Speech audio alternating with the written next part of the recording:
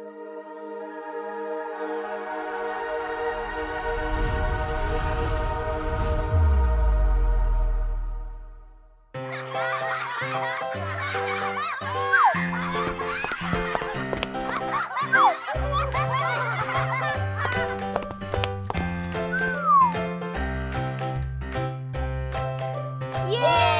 संपर्क दीदी आ गई।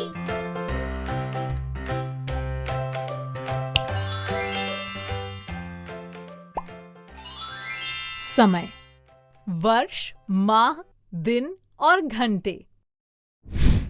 इस वीडियो में हम सीखेंगे वर्ष, माह, दिन और घंटों के बीच संबंध, समय अवधियों का जोड़ घटाव। टीचर्स बच्चे जब कैलेंडर को देखकर दिन, सप्ताह, माह और वर्ष की अवधि को समझने लगें, इसके बाद ही उन्हें इन इकाइयों में रूपांतरण करना सिखाएं।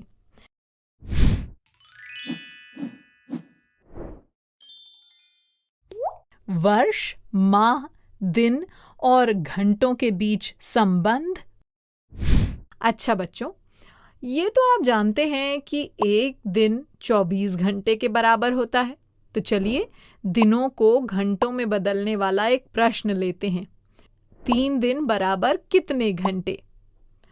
अब हम ये जानते हैं कि एक दिन में 24 घंटे होते हैं, तो दिनों को घंटों में बदलने के लिए 24 से गुणा कर लेंगे। तो 2 दिन में 2 गुना 24 यानी 48 घंटे होंगे।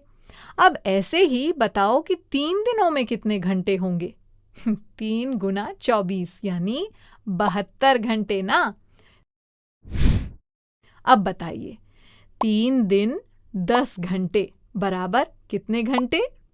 बच्चों, पहले 3 दिनों को घंटों में बदलने के लिए 3 को 24 से गुणा कर लेंगे। एक दिन में 24 घंटे होते हैं, याद है ना?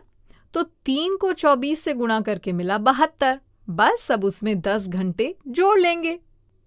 तो 3 दिन 10 घंटे हुए 72 जमा 10 यानी 82 घंटे। अगला प्रश्न लेते हैं। 2 माह बराबर कितने दिन? बच्चों, अगर किसी महीने का विशेष रूप से नाम न दिया गया हो तो एक माह में 30 दिन माने जाते हैं। इस प्रश्न में हमें माह को दिन में बदलना है, तो क्या करेंगे? 30 से गुणा कर लेंगे ना। एक माह में 30 दिन होते हैं, तो इसी तरह 2 माह में 2 गुना 30 यानी 60 दिन होंगे ना। अब बताइए 2 माह 11 दिन बराबर कितने दिन? बस यहाँ 2 माह को दिनों में बदलने के लिए 2 को 30 से गुणा कर लेंगे, मिले 60 दिन। अब इन 60 दिनों में 11 दिन जोड़ लेंगे, तो 2 माह 11 दिन 60 प्लस 11 यानी 71 दिनों के बराबर होंगे, ठीक है ना। अब वर्षों को माह में बदलते हैं। 5 वर्ष 3 माह बराबर कितने माह? यहाँ हमें वर्ष को माह में बदलना है। तो आप तो जानते ही हैं कि एक वर्ष में 12 माह होते हैं, तो 5 वर्ष में 5 गुना 12 यानी 60 माह होंगे। बस अब इसमें 3 माह जोड़ लेंगे, तो 5 वर्ष 3 माह बराबर होगा 60 माह प्लस 3 माह के यानी 63 माह के।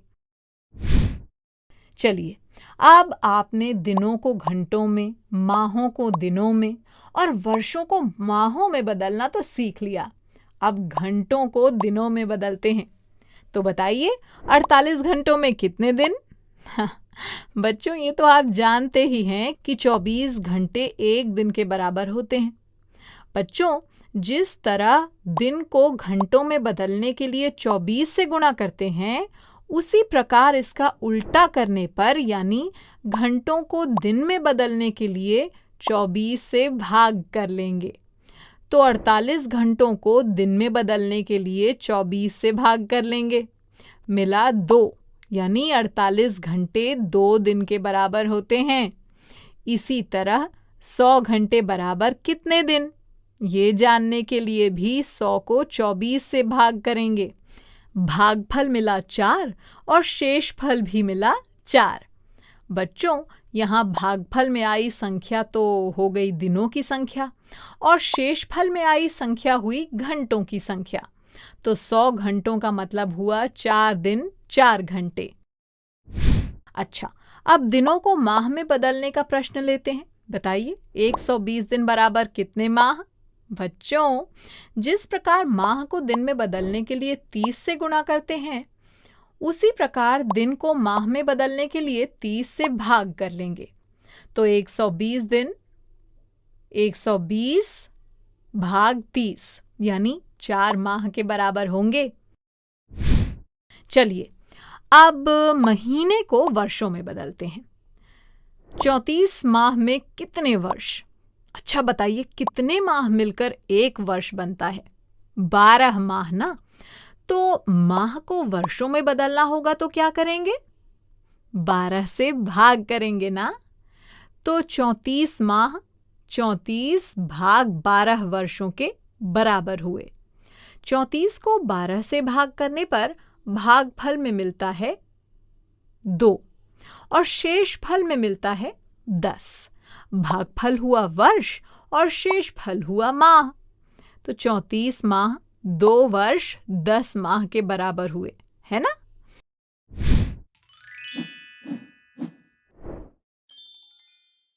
समय अवधियों का जोड़ घटाव। अब इन समय अवधियों का जोड़ कैसे किया जाता है ये देखते हैं। 4 वर्ष 7 माह में 2 वर्ष 5 माह जोड़िए। बच्चों, इन समय अवधियों को भी वैसे ही जोड़ा जाता है जैसे घंटे और मिनट वाली समय अवधियों को। दोनों अवधियों को इस प्रकार लिख लेंगे कि माह के नीचे माह और वर्ष के नीचे वर्ष आए। पहले माह में माह जोड़ेंगे और फिर वर्ष में वर्ष। अब 7 माह और 5 माह को जोड़ा तो मिला 12 माह। लेकिन 12 माह तो 1 वर्ष के बराबर होते हैं। फिर हम उसे माह में कैसे लिख सकते हैं? तो हम माह में लिखेंगे 0 और इस 1 वर्ष को वर्ष के साथ जोड़ लेंगे। अब वर्ष जोड़ते हैं तो 4 और 2 वर्ष मिलकर हो गए 6 वर्ष। अरे, हासिल का 1 वर्ष जोड़ना नहीं भूलना है। तो ये हो गए 7 वर्ष। दोनों समय अवधियों का योग हुआ 7 वर्ष। अब एक घटाव का प्रश्न लेते हैं। 7 वर्ष 8 माह में से 3 वर्ष 9 माह घटाइए। बस बच्चों, घटाव भी वैसे ही करना है जैसे हम घंटे मिनट के घटाव में कर चुके हैं। दोनों अवधियों को इस तरह लिख लीजिए, माह के नीचे माह, वर्ष के नीचे वर्ष। अब पहले माह में से माह घटाएंगे और फिर वर्ष में से वर्ष। तो चलिए पहले माह में से माह घटाते हैं। 8 में से 9 माह तो घटा नहीं सकते। अब क्या करेंगे? बिल्कुल ठीक, वर्ष से 1 वर्ष हासिल ले लेंगे ना। 1 वर्ष 12 माह के बराबर होता है। तो हासिल लेने पर कितने माह हो गए?